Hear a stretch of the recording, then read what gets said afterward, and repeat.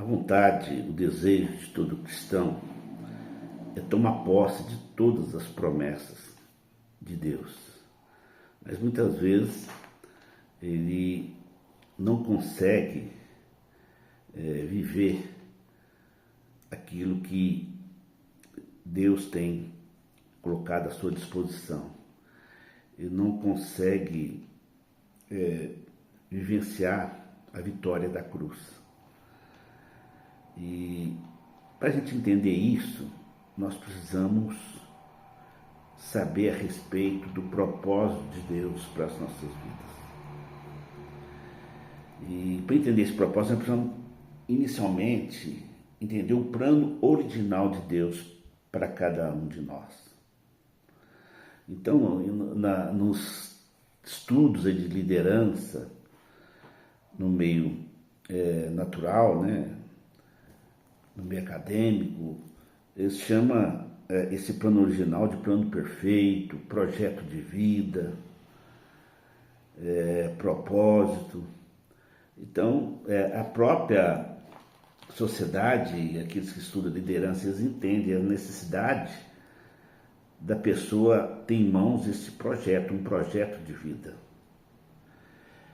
Então, e assim Deus, ele fala do projeto de vida. Então, as 4 leis espirituais, é interessante que eu até acredito que baseou muito esses conceitos de lideranças a respeito do projeto de vida. Ali fala que, a primeira lei, Deus me ama e tem um plano maravilhoso para a minha vida, um projeto maravilhoso para a minha vida. Então, nós precisamos entender isso, que é uma realidade. Na segunda lei fala, mas o pecado, ele fez uma separação entre nós e nosso Deus. Ele nos tirou acesso a esse propósito, esse plano de Deus para as nossas vidas. A terceira lei, que nós precisamos reconhecer isto e aceitar a obra de Cristo. Então, quando Jesus morreu, foi para que essa separação fosse tirada e nós pudéssemos ter novamente acesso a Deus e ao seu projeto para as nossas vidas. E a quarta lei que nós vamos confessar da nossa boca, né?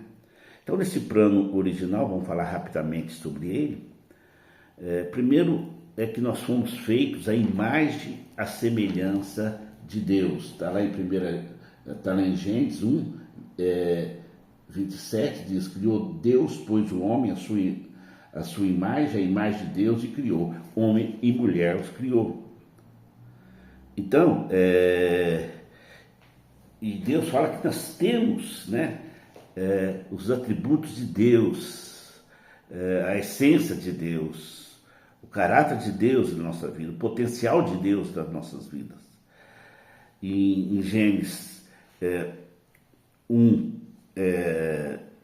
15, né? Deus fala, né? Aliás, 1:28, Deus fala que é para a gente sujeitar, dominar e governar a terra e tudo que nela tinha. Então Deus nos deu essa capacidade de sujeitar, de dominar, de governar. E o 2:15 ele fala também para cultivar, para cuidar. E no Novo Testamento repete isto.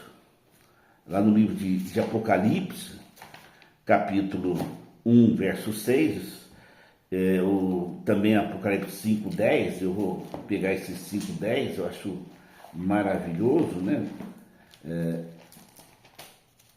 Esse texto, porque a Bíblia diz que para o nosso Deus, para o nosso Deus os constituísse reino e sacerdotes, e reinarão sobre a terra. Então Deus nos fez com a característica, né, com a identidade de reis e de sacerdotes. E fala que nós vamos reinar nessa terra. Então isso tem relação com Gênesis. Rei é que tem a capacidade de sujeitar, de dominar, de governar. E sacerdotes de cuidar, de cultivar, né?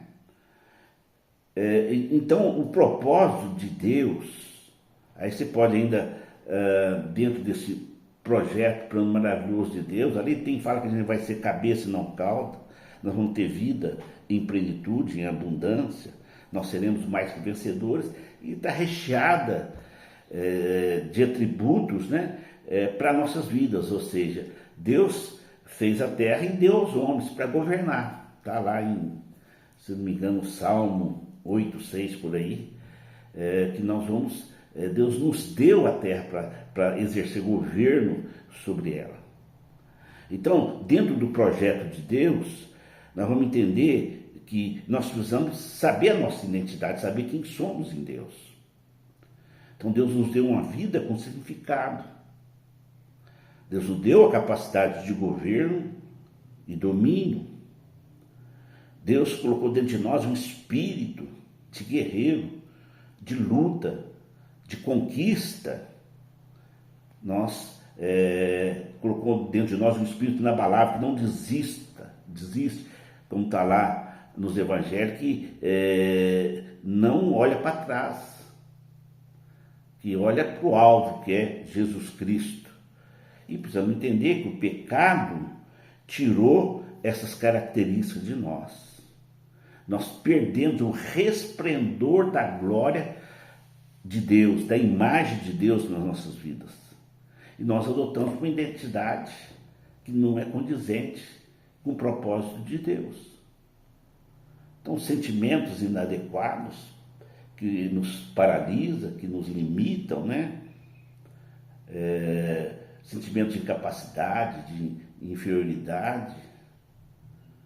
É como o inimigo colocou joio dentro de nós. Esse sentimento de uma identidade que não é a identidade de um filho de Deus. Então, precisamos entender que nós somos filhos de Deus. A cruz nos libertou. Nós podemos construir uma nova história, sabendo quem nós somos, sabendo o projeto de Deus para as nossas vidas. Nós não somos órfãos, como diz a palavra de Deus. Como o apóstolo Pedro, ele diz, eu acho que talvez vale a pena a gente falar, né?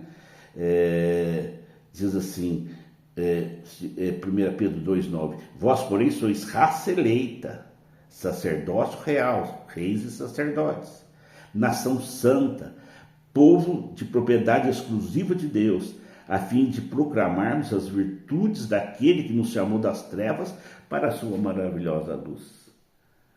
Então nós somos feitos para boas obras, e para ser sal, para ser luz.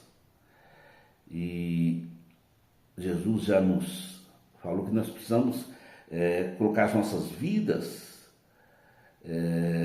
bem alto, para que todo mundo possa ver quem somos nós, a nossa força, a nossa capacidade de amar, de relacionar, de viver uma vida com muito sentido. E eles olhando para nós, vão reconhecer que Deus está na nossa vida e vão glorificar o nosso Pai que está lá no céu.